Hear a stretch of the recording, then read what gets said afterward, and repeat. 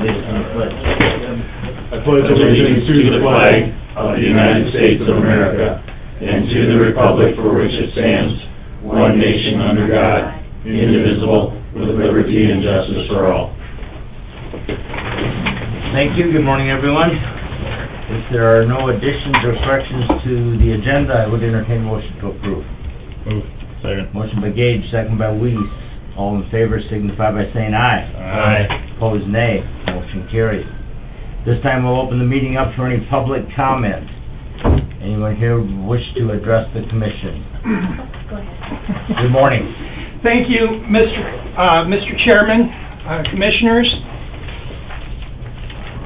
I come to you today having spoken to Commissioner Dennert privately on the phone about a week and a half ago regarding the Summit Carbon Solutions controversy.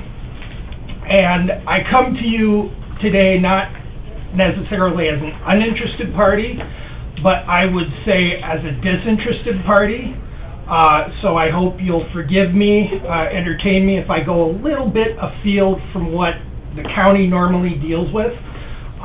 Given the current state of things, I think this might be my first, last, and possibly only opportunity to make such commentary in a public and open forum such as this. I'd like to preface this by saying I am very, very pro-landowner, although I am not personally a landowner. I rent an apartment here in town, and as to being directly affected by the outcome of this controversy, I won't be. There's really no question about that. However, I do consider myself somewhat of a student of local, county, and state history. And my concern is that even if the landowners somehow manage to prevail at the level of a PUC hearing or a possible court hearing, that we may have a repeat of this same controversy the next time a new industry rears its head in the state and the federal government waves money in the face of our legislators, the PUC members, the government, and other clearly interested parties. It is also my belief that the county is necessarily limited in what it can and should do. And I know that there have been a lot of people looking to the county commission for moratoriums, which by definition are temporary. And while I don't necessarily disagree with the establishment of a moratorium, I don't believe it can be any more than a temporary fix. I think that the crux of the matter, the heart of the problem, goes all the way back 100 years or more to the era of rural electrification. There were a lot of private companies then jockeying for position to be providers of utilities in industries that back then were only getting established. And at the time, there was not a lot of controversy over things like eminent domain or the prospect of giving state-approved monopolies to private companies. Not so much now, or not so much then, but many of now, which are headquartered out of state. And it's my worry that if that's the argument made in a court proceeding or before the PUC, it won't hold much water. It has more to do with how people feel about the project in terms of its potential for private gain versus public good, as opposed to the letter of the law as it was written back when the PUC was established. With Representative Schaefbauer and Representative Nostrup here today, I particularly think it's worth mentioning that if the problem goes back that far and was legislative in its roots, then I believe that the solution must necessarily be legislative and come from the state legislature. I'm not sure exactly what form that would take. I think that is for our legislators to decide ultimately. But I'd just like to finish by saying that I would like to see a special session, or barring that, I would like to see this addressed in some sort of permanent form, a permanent change to state law dealing with how eminent domain is executed, if it should exist, the powers of the PUC. I believe that is the way to ensure that we will not suffer through such a controversy at some point down the road. If not carbon pipelines, it could be anything that requires easements and the use of private property. Thank you, gentlemen. Thank you very much. Randy? Good morning. Good morning. Good morning, Mr. Chair and Commissioners. Thank you for allowing me to speak today. As an elected representative of District 3 and a concerned citizen of Brown County, I am requesting that the Commission ask Summit Carbon Solutions for their plume study risk assessment for the proposed CO2 pipeline. I believe it is owed to the surrounding residences located by the proposed hookup to the ethanol plant west of Aberdeen, the other business owners and potential visitors of that area, of any harm that is possible harm that is associated with the CO2 pipeline. From the testimony at the PUC hearings on the plume studies, most that are confidential and not released to the public, and if a public person is allowed to see a plume study, they have to sign a non-disclosure. The PUC commissioners believe, and so do I, that the residents and citizens of District 3, Brown County, and South Dakota are so valuable that they deserve to know any potential harm that may be associated with the pipeline. I just respectfully ask you to ask Summit for this plume study, because I believe it is owed to the citizens. Thank you. Thank you. Anyone else wish to address the commission? In person, out there online, or on the phone? Hearing none, thank you very much. We'll move on to Christopher Thoreau, South Dakota Department of Legislative Audit, closing conference for our 2021 audit. Good morning. Morning. I'm Chris. So I'm going to pass around. This is our communication letter. It's mostly to communicate, that we have met the auditing standards that were set forth within the engagement letter.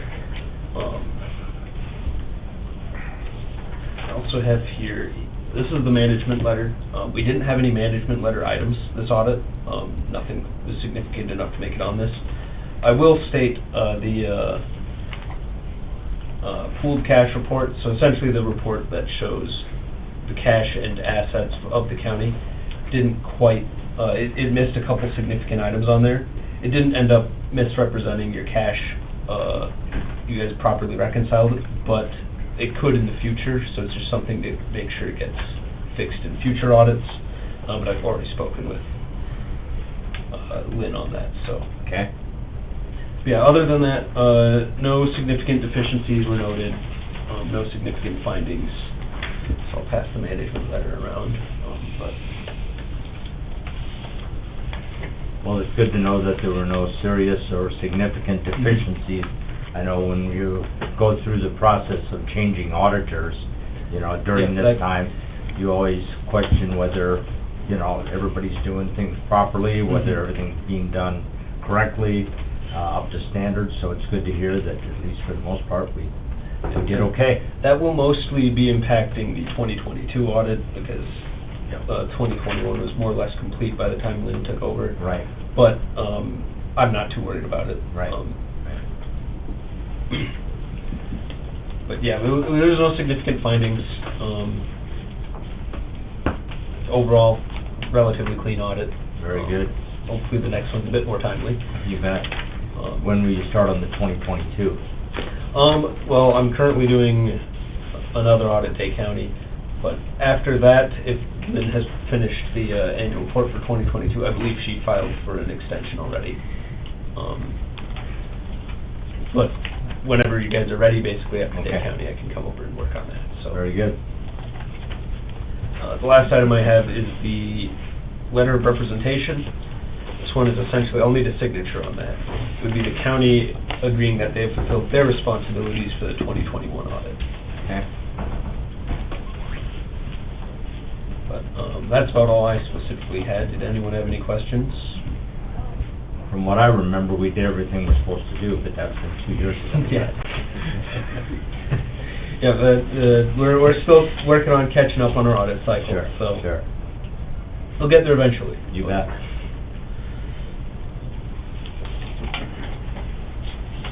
Anyone have any questions for Mr. Thoreau? What do we have for official action? Accepting the audit report, is that? I think we need to have a motion to accept the findings of the legislative audit report. So moved. We have a motion by Weiss, Second. second by Dennert. Is there any further discussion or questions? Hearing none, all in favor signify by saying aye. Aye. Opposed, nay. Motion carries. Thank you very much. I'll get this signed and get it back to you. Thank you. And then if any of you ever do have questions, you can always get a hold of me. Lynn has my contact information. Have fun at Day County? Have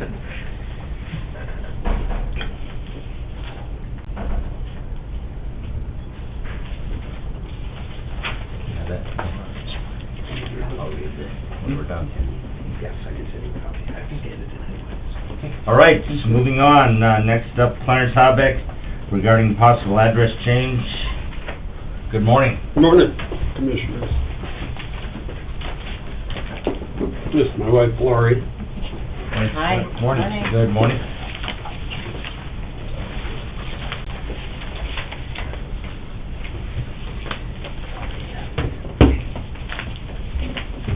You'd like to talk to us about an address change this morning?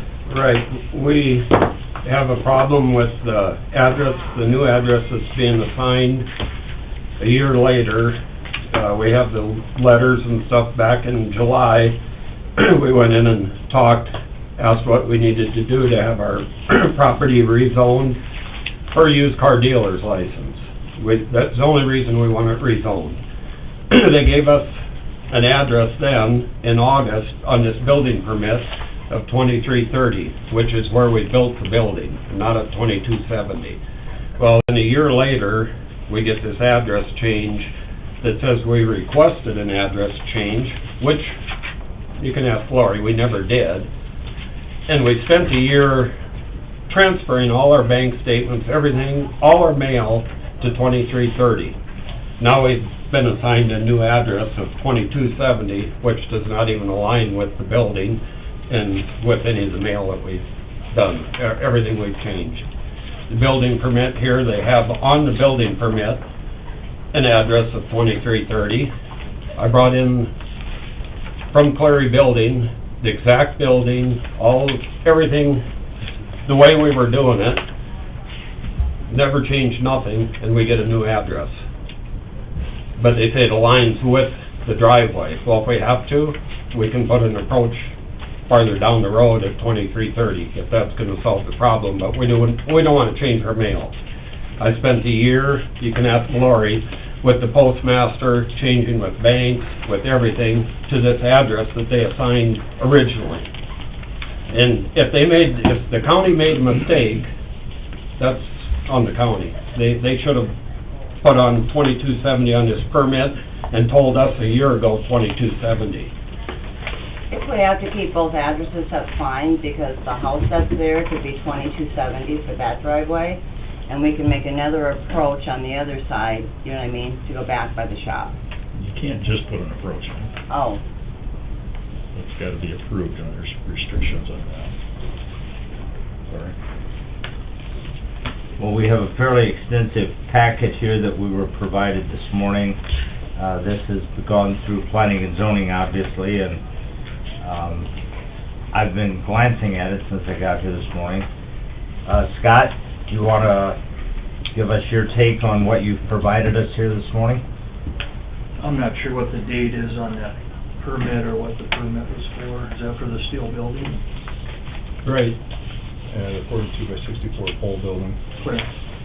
Is that for the steel building? Or new. Right. Yeah. And then when we went to the planning and zoning meeting, we got the letter on that, and it also has the 2330. I don't know where you have that letter at, but. In the building, in line with 2330, it's not in line with 2270 would be on the far south side of the property, the building's on the north side.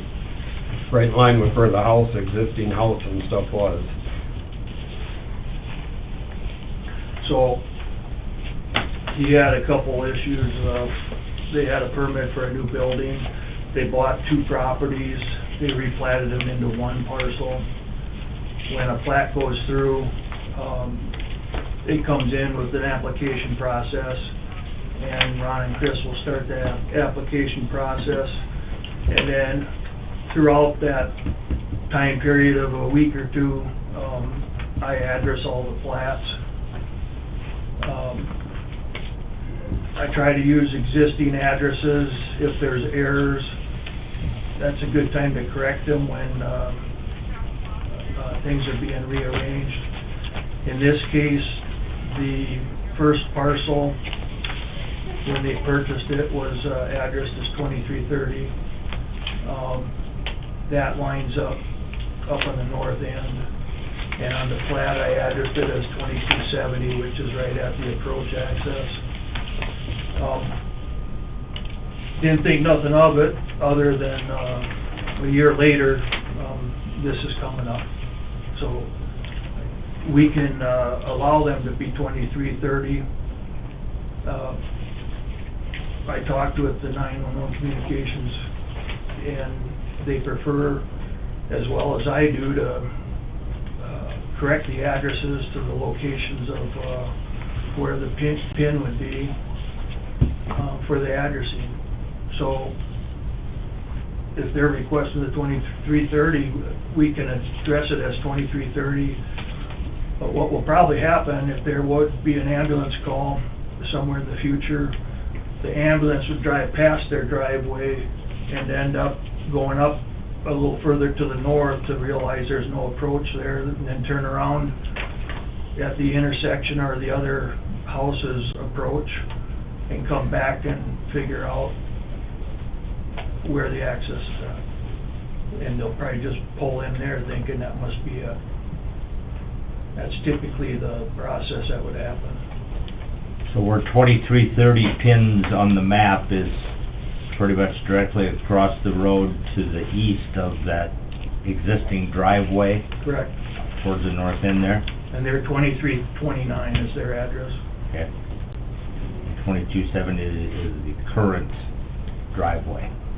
That's where that pins, okay. And as far as the 2330 versus the 2270, it's just a time frame. When we're starting our staff report and getting the packets started and stuff with the plat, at that time, the 2330 was the existing address from the first parcel that they were combining with the second parcel. And then when the address was assigned to the plat, that's where the 2270 came in. So when the permit was applied for the building, last September 22nd, I think it was, or whatever, it was still 2330, right? Before the plat went through, right? Right. And when did the plat go through? 2330 up there, this is 2330 up here. 330 is 2329 in June, right? June of last year? Yeah. Exactly right now, you just showed right at the Okay. house. June 21st, 2022 is when the plat came through. Property. Oh, yeah. Looks like June 22, 21. June of 22. That's when the plat was approved. Right, that's when it went through the planning commission and county commissioner. And that's when the address should have been changed to 22. July 6th is when it was filed, so that was the end of the process on the plat. Okay. We applied for a permit on August 23rd, this building permit was issued, and the building's actually, September 9th is when we went the up. building's actually at 2330. The building's not where the driveway, the driveway comes in and curves around, Right. you know? Right, he Yep. sees that. So we could, I mean, possibly put in another approach if they approve that. I'll do Or- that. That'd be I don't way know. easier than trying to do this Or another mail. mailbox, I don't know. It would've just been nice to know our new address before we switched everything. We spent it's taken about a year. In fact, I talked with the postmaster again this morning. It's taken about a year to get all our mail at the 23. This address change hasn't been simple. Because when we bought this, we put all our mail to this address because, as Mike Gage would know, up where I live at 38725 124th Street, the township would have 10 feet of snow in the winter, and we're not up there in the winter, to get to that mailbox. So we put all our personal mail, our bank mail, my dealership mail, every mailing address we have with banks, with the state of South Dakota, with the tax with everybody is 2330. And it's taken a year. Oh, we still have mail issues. Cheryl could come here and tell you that to get it to this 2330. So changing an address for our mail to 2270 It's a nightmare. is going to be another nightmare of another year. So, And if we'd have known this, we could have done this at the correct time. is one of the options to put in another approach where 2330 lines up and to vacate the approach at 2270? Is that an option? Would the approach at 2330 meet the guidelines and the requirements for distances and so on? Away from the intersection, I'm just asking if it Well- would meet the requirements. This all just went through a standard process of addressing the plats and so forth. And we can work with the 2330, and we can get a 2330 up on his gate, so that it's visible or whatever for that location, and try to make that work. Just the process that, it went through as normal. I'm trying to correct any, misaddressed parcels whenever we come across, like the plats and, properties that are selling or things like that. We don't have that happen very often where it ends up like this. And this is all based on, timestamp or dates, how this come about. It's really, easy fix. Talking with the 911 communications and myself, I mean, we try to do it where it's gonna ping at a driveway turnoff from the road, and that's how it's got addressed. So between planning and zoning and communications, would the easiest fix be to have them relocate their driveway across from the driveway to the west and call that 2330, so that in the event of a 911 call, that's where they would get sent? Well, currently, if it is, that address is at 2330, you know, where it ends, they're That's going where by they're the gonna go. approach. They're gonna go by Right. that other approach, Right. that other house, essentially miss it. And, you know, 'cause what they see basically is that pin on the map when the first Yep. responders are trying to get there. And, that just all validates of how that property is addressed, essentially, so. Ben, what, I'm always late to the game, I'm here about a half hour later, but, so this is where you put your building, right? Right up here by the trees. Yeah, I mean, I Outside. just drove by there yesterday, I must Yep. have been looking in the ditch or something. So, what, and then like, what's the nature of what'll be coming in and out of there? And how frequently? I mean, just Well, ballpark. it's our hotbed garage, that's the main thing we had to do. You know, we sold our building and property in town, It'd so be we had to move similar to everything. 8th Avenue as far as coming in and out? Well, there's not as much. we're sizing down. Yeah, it We're sizing down. takes a little bit to go from massive to little. Yeah, Well, I mean, I can actually make an argument about moving that approach, because you're gonna eliminate one point of contact. You're doubling what's coming in there, because you're gonna have traffic coming in from both sides, but it's all happening at the same location. So, you know, instead of having Rayther's approach where you can contact somebody, and then another approach further south where you can contact somebody where their existing approach is, there's an argument to be made that you're putting those two things at the same spot. So, you're sort of eliminating one location of potential conflict if you move the approach up there. The downside of that, and again, I'm just standing here and looking at my phone, is that traffic that comes off at Fairgrounds Road turning south, that's through traffic, that's not a stop for that traffic. And so that would create kind of a different thing, you know, think where your approach would be when you come around that curve. So, whether or not that's, you know, you can put up, there's ways to rectify that. But to me, that's, It's that would bad be the- now, but yeah, it's but that come would, around. yeah, that would be the negative of moving it up there. But I can make an argument of a positive, because you're eliminating another point of contact on the north-south road by moving that up there, and you have them all in the same spot.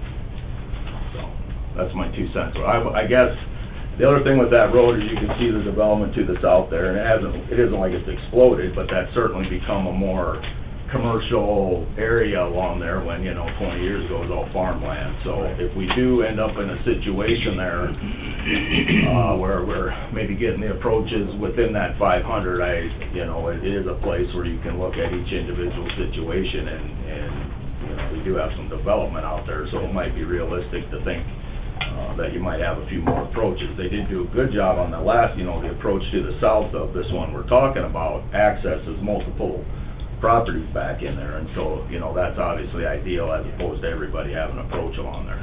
Right. So,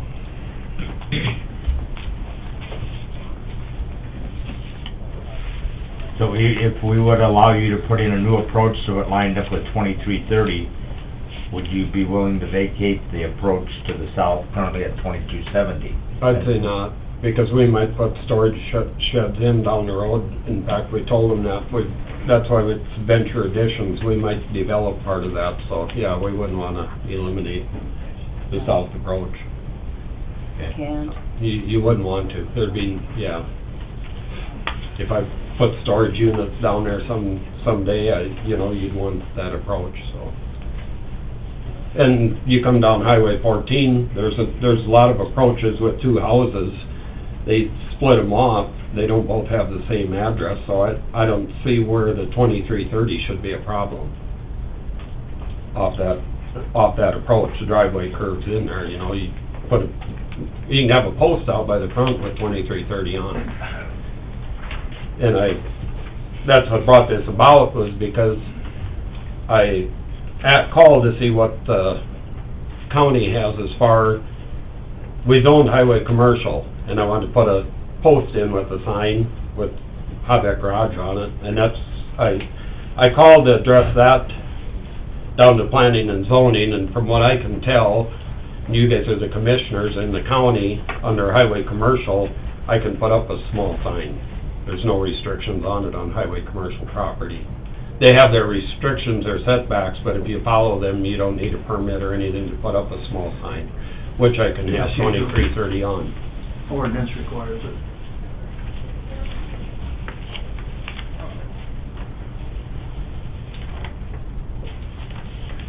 That's why I put that packet in there, in case some of that came up. It went through as a personal building, No, it personal didn't. location. Gee, Scott, through when the we planning came in there and we commission. asked you exactly what we needed to do to switch it from A, or if we should go to highway commercial, or if we should go to industrial. You asked personal. I said, no, it's not gonna, we said it's not gonna be personal. We sold our business in town, the building in there. We needed to have a place for our Hobbeck Garage, for our businesses. You said And then- for personal use. No, We did not. we never did. You asked us We- you about a asked us- personal pavement. I said, no, we're not doing that. We need a place for Yeah, our you asked if there's gonna business. be living quarters and a personal man cave, and we said no.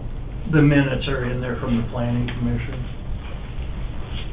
Are you gonna have more than 5 vehicles there?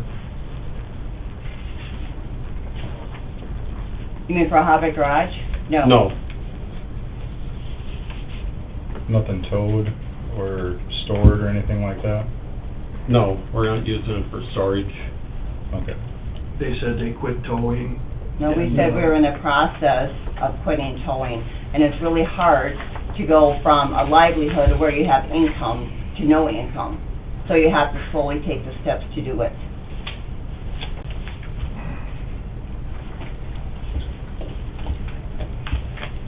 Commissioner Gage, you're on the planning and zoning board. What's your recollection of the conversation? Were you told that it was for personal use? Well, I know there was a lot of concern that they didn't want it to end up like it was on 8th Avenue, so that's why I know we had in there the, not more than 5 vehicles in there, or anything being stored or parked for any length of time. They did mention, and I do remember this part, on the trailers, the horse trailers, live-in horse trailers. I remember that was because they were dealing a little bit with them or whatever, and they were gonna be in and out of there or whatever, and I know that was brought up. And I've forgotten this part, but I know that as far as the dealer license being addressed there, as far as that. I don't recall on the business end of it, to be honest with you.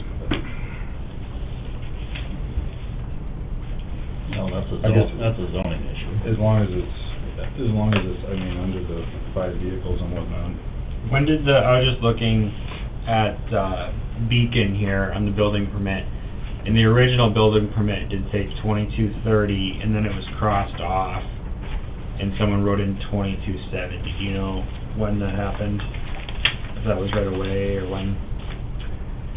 On Beacon, It's just the building permit is on Right. Beacon. that's scanned by the building permit itself is scanned by the assessor's office, so if there's a change, they probably made the change. It was originally written for 2330. Yeah, it's right here. Yeah, we have the original. We have the original. The lot Is yours was crossed off 2330. also? No, ours is not Let me crossed see that off. again. So the original lot 1 was 2330. Right. When it was platted together. And that approach has always been, that approach was the Yep. approach for the previous one, it's just misaddressed. I think he might have improved it, it looks pretty good, the driveway and everything. The It is building pretty permit big. was issued for 2330. I mean, In September. 2330 caused a big problem to these There's plenty of time. approach. I know it wouldn't ping there, but if we can get a address on the gate, well, I don't know about at night. Yeah, So you gotta- that's exactly where I was gonna go. So you got a couple problems with this, that, and for the future too.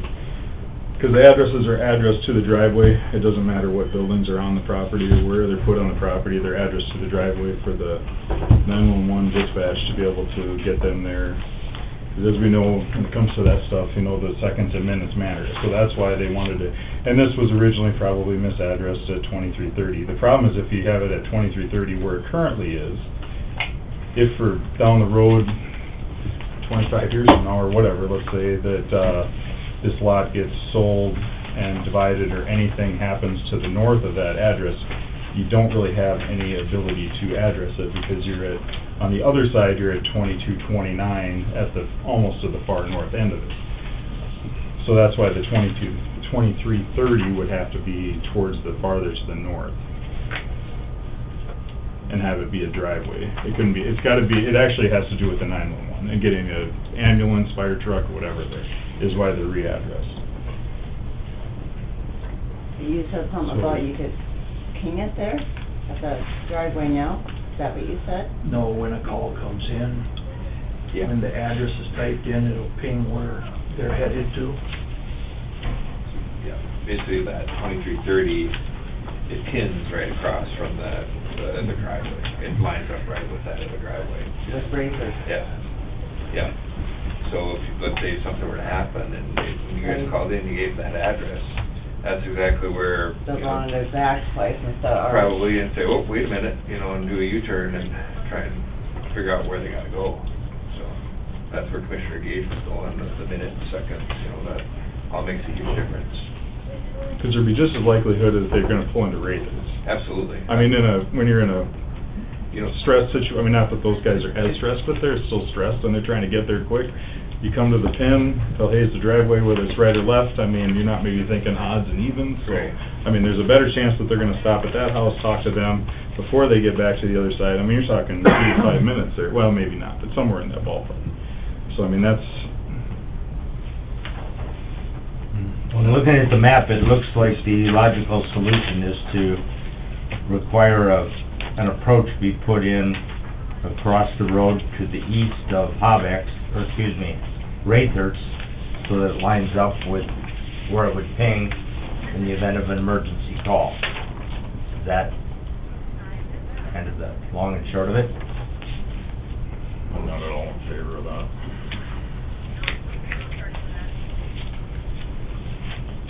I'm open to suggestions, what we need to do here.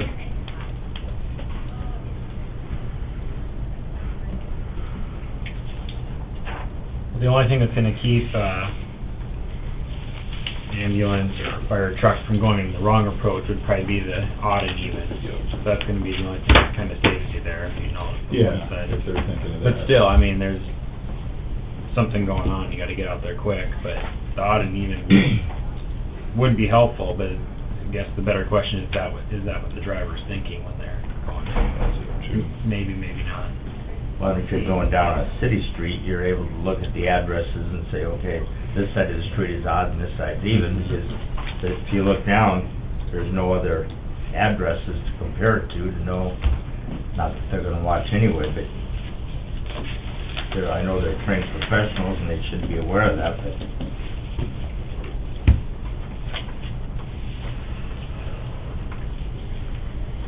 Well, if we have 2330 and put up a visible sign on the gate, we're in a public forum and the owners are requesting to stay 2330.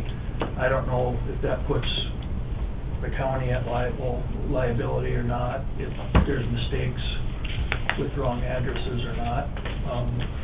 The only thing would be at night.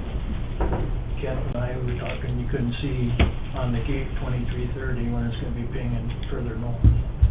But during the daytime, it'd be easy to see a address, like on the gate. So there's another catch-22 there too. We have no issues putting in another culvert and an approach. County does. We wouldn't allow 2 accesses to the same location. That close. that's why I asked if you'd be willing to vacate the current approach so that we could allow you to. I'm just curious, Kent, where are they in the event that they're dispatched, which station are they likely to come from? I'd say probably, it's gonna be 1 or 3, depending on what they have for rigs available. Usually, the battalion chiefs will, when the call comes in, they'll say, okay, this is the medic one, which is usually out of Station 1. But typically, they try to use the zones, so if they have the rig available and staff available at the airport, that's probably where they're gonna come from, I would say. I know in their long range thinking, the city's talking about putting another station out northeast, but they don't have a location or anything, that's a ways away, but I was just curious which direction they come from. Well, I'm thinking we let them have the current address the way it is, per their request, and if it's possible, put a stipulation on the property that when it changes hands, whenever that is, 2 years, 20 years, 200 years, that the address be corrected at that point in time for the new ownership. And note the exception as best we can for dispatch purposes for emergency response. And Scott Manson may have the ability through the GIS, I don't want to speak for him, but he may be able to adjust that pin locator to that point. But it's all gonna have to be special notations of that all being done, and that's not my area of expertise, of course, but, Some of that could have been considered too with, but you have racers across the road further north at 23, 29, and if he wasn't there, it wouldn't really be much of an issue, you know, but that kind of... Well, that's where these precedents, you know, they continue to compound, you know, the development that's gone on the east side of it. You know what the point is from one section line to the next, how you split that up in between.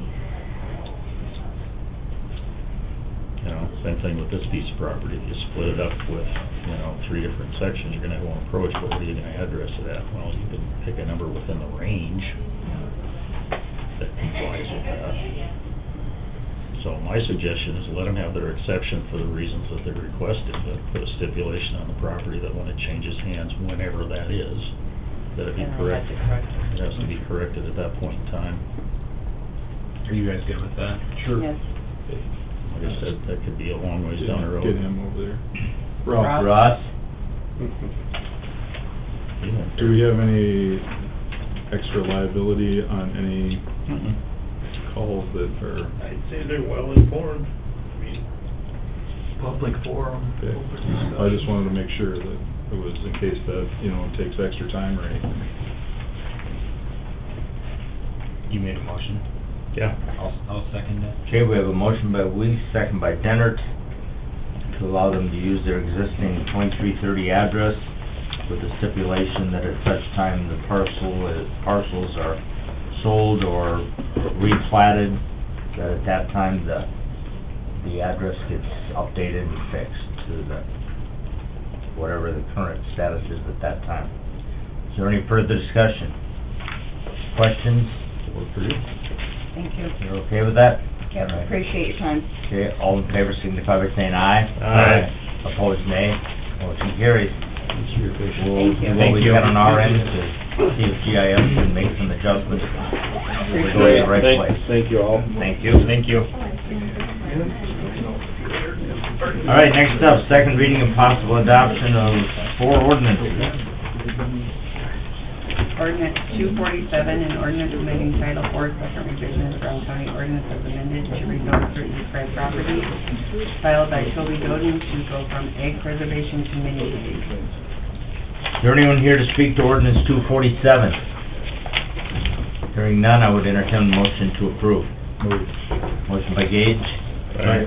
Second by Feldheim. All in favor signify by saying aye. Aye. Opposed, nay. Motion carries.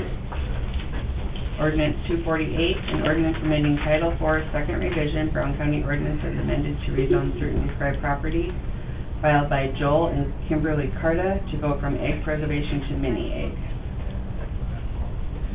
Is there anyone here to speak to ordinance 248?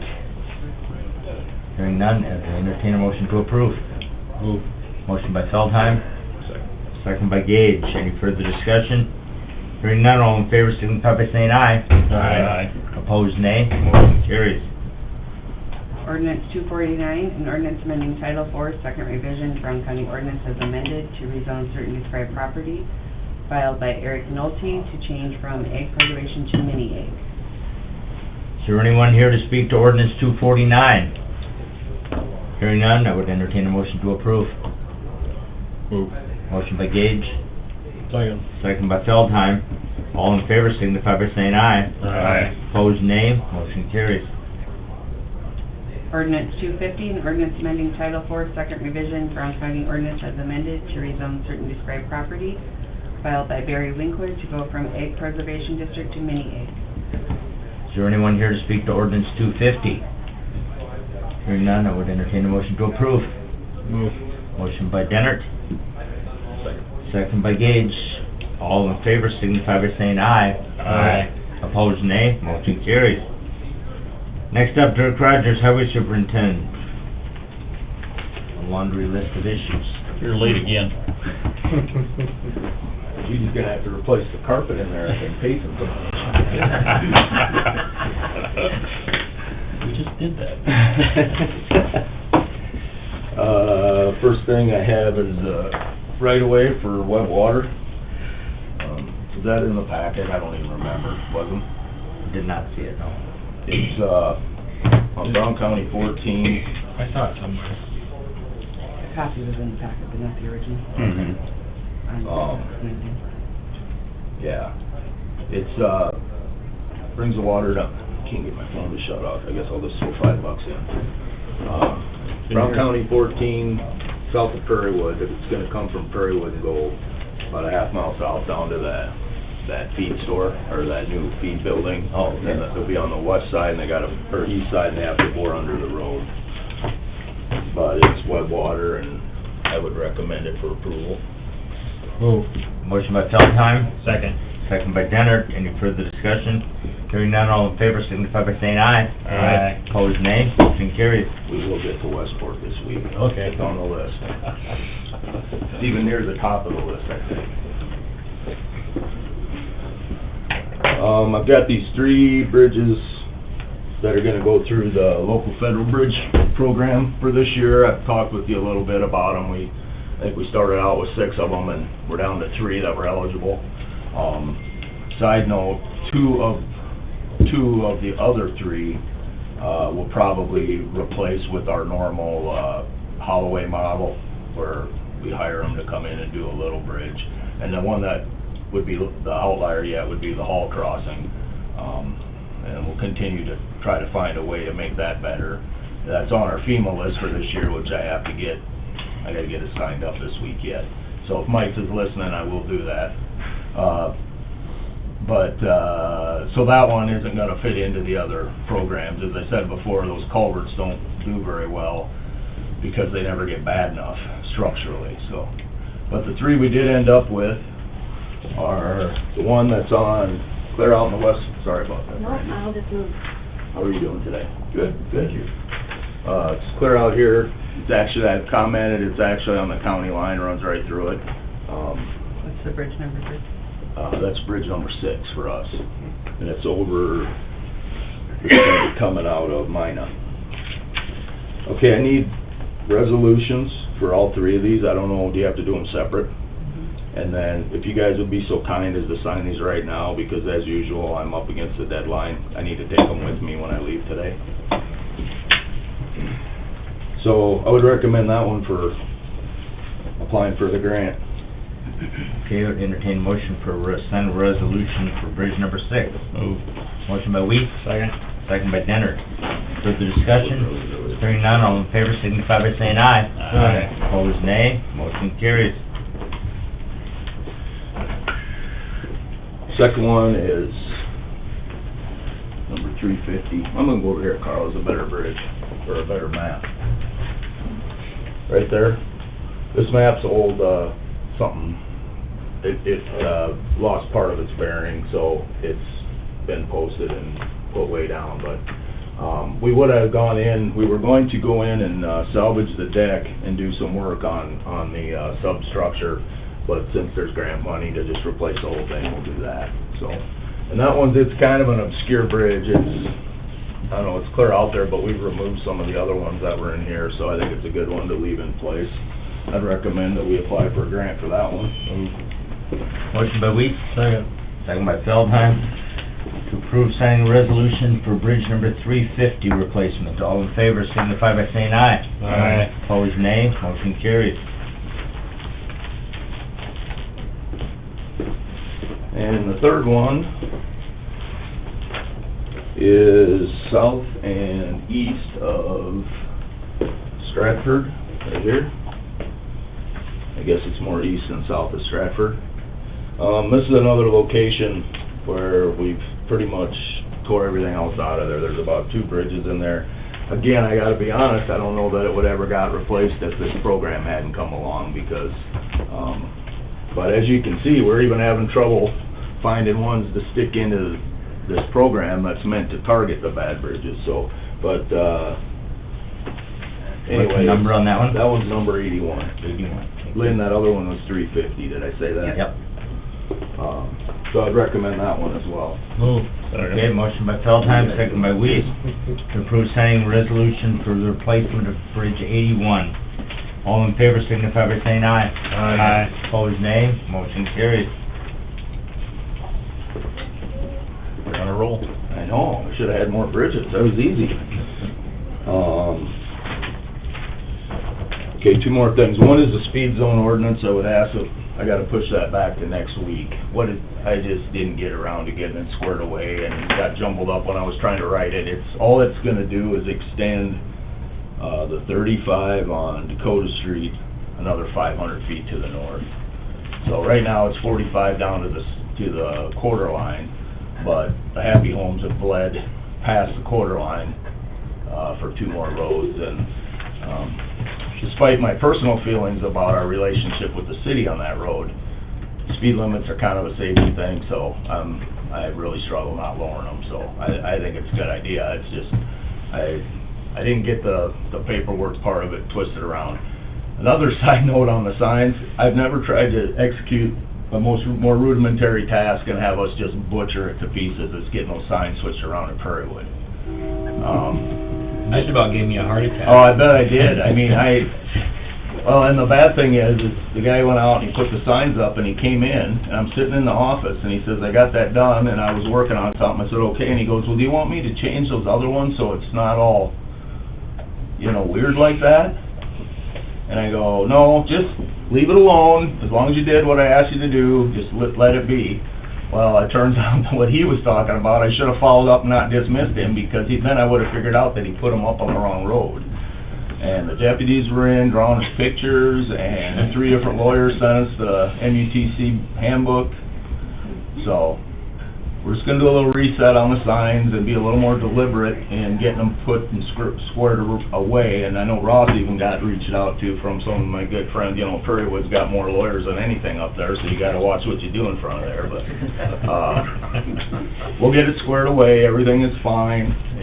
I think my communication must not have been, that's what I'm gonna say, because I'm a manager. I think my communication may have been faulty, but we'll get it squared away. As long as there's no campaign signs in the right of way. No campaign signs in the right of way. I did see a campaign sign the other day that I thought was a campaign sign, and it had somebody's name on it, and I went, yeah, I'm putting in my 30 days if that person is running for the county.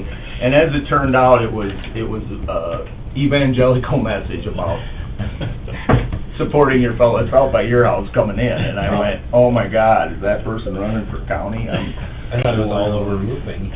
Yeah, all over. I would, as opposed to the guy I thought was gonna run, I'd be just fine with all over roofing being the commission.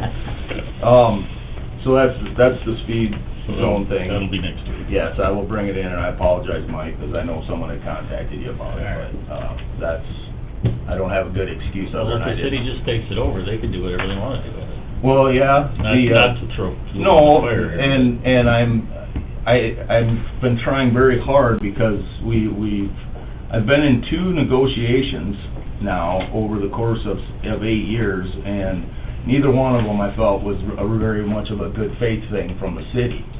You guys don't have to agree with me, that's fine, I don't have to get reelected. But,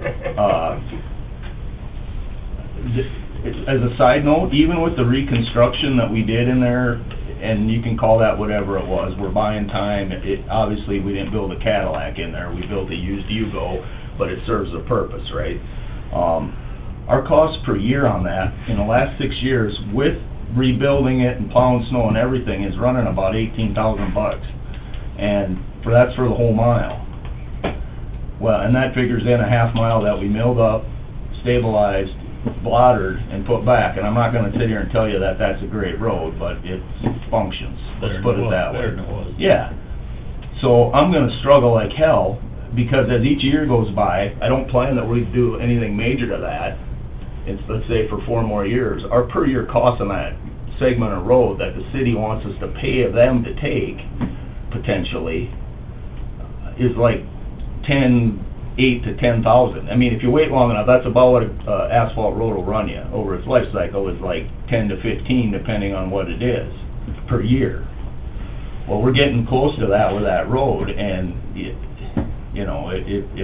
if we are gonna pay for half a project or whatever would end up happening there, we're talking about 20 to 30 years before we're ever gonna be at the break-even point. Right. That doesn't mean that the taxpayers or the people are getting the best product ever, but it's a product that'll work and that we can afford, I guess.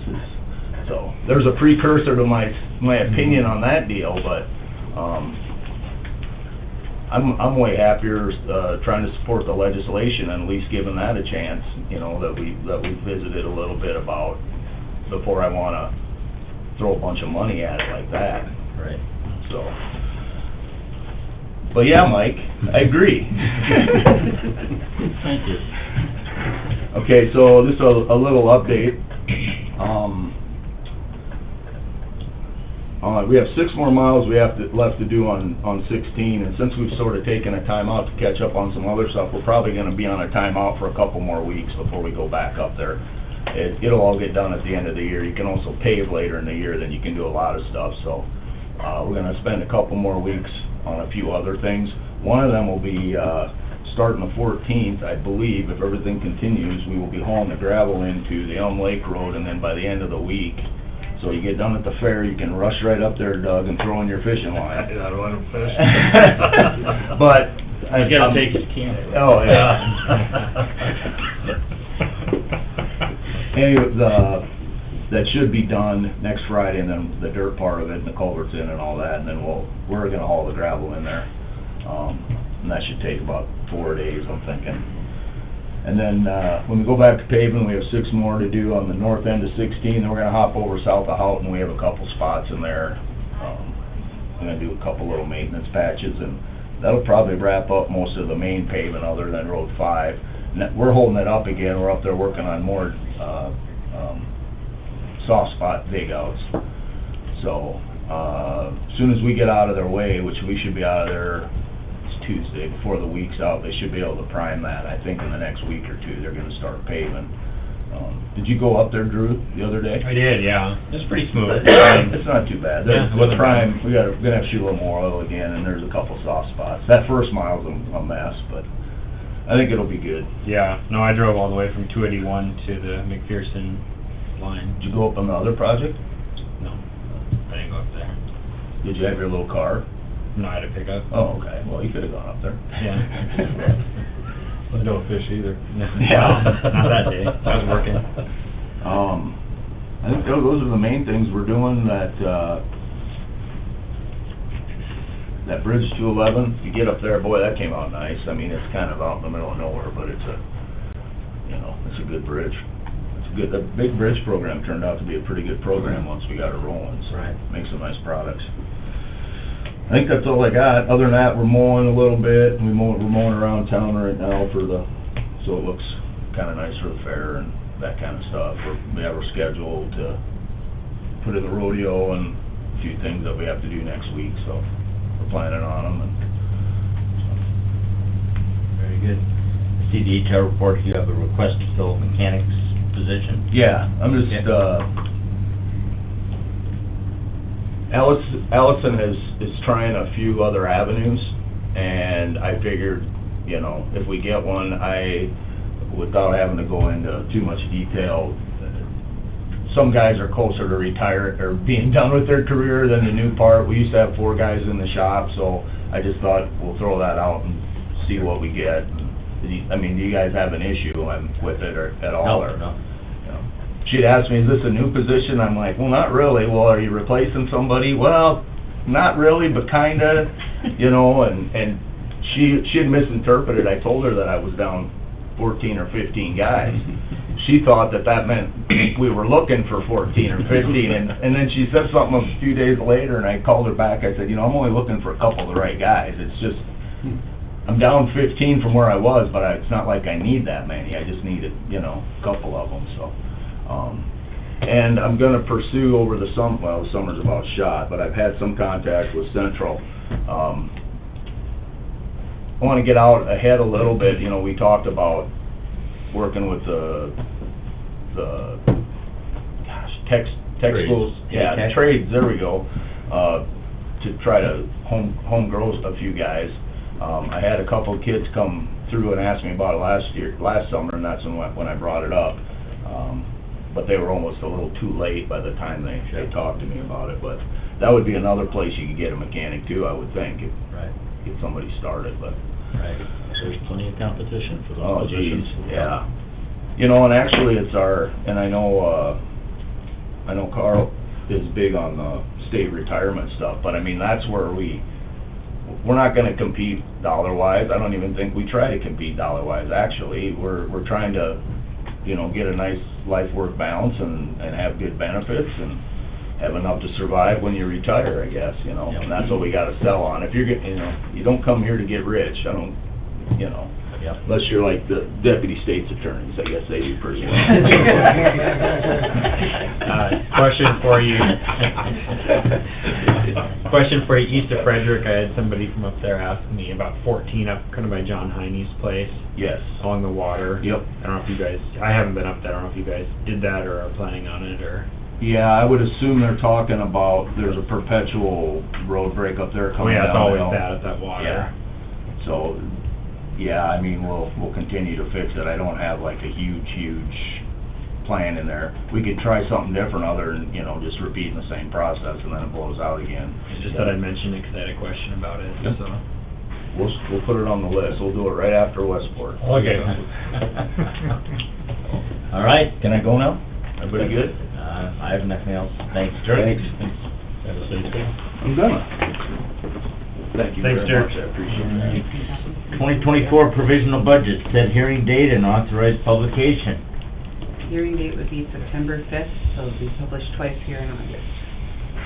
September 5th. Move. Motion by Weiss, second by Gage. Set September 5th as the hearing date for the 2024 provisional budget. All in favor signify by saying aye. Aye. Opposed, nay. Motion carries. All right. Moving on to the consent calendar. Approval of the general meeting minutes from July 25th. Move. Second. We're really good at that. Motion by Feldheim, second by Weiss. All in favor signify by saying aye. Aye. Opposed, nay. Motion carries. Claims and payroll. Move. Motion by Denner, second by Gage. All in favor signify by saying aye. Aye. Opposed, nay. Motion carries. HR report. Move. Motion by Feldheim, Second. second by Gage. All in favor signify by saying aye. Aye. Opposed, nay. Motion carries. Claim assignments. Move. Second. Motion by Denner, second by Weiss. All in favor signify by saying aye. Aye. Opposed, nay. Motion carries. Travel requests. Move. Second. Motion by Feldheim, second by Weiss. All in favor signify by saying aye. Aye. Opposed, nay. Motion carries. Lottery permits. Move. Second. Motion by Gage, second by Weiss. All in favor signify by saying aye. Aye. Opposed, nay. Motion carries. Any other business to come before the Brown County Commission this morning? We've had a request to go into executive session for personnel. Do you have any legal? If you guys want a quick update, we can put it on. Okay. Entertained a motion to go into executive session. Second. Motion by Feldheim, second by Weiss. All in favor signify by saying aye. Aye. Opposed, nay. Motion carries. We are in exec. Lights back on. We're back in session out of exec with no action as a result. Is there anything else to come before the Brown County Commission this morning? Move to adjourn. Motion by Feldheim, second by Weiss to adjourn. All in favor signify by saying aye. Aye. Opposed, nay. Motion carries. We are adjourned. Thank you.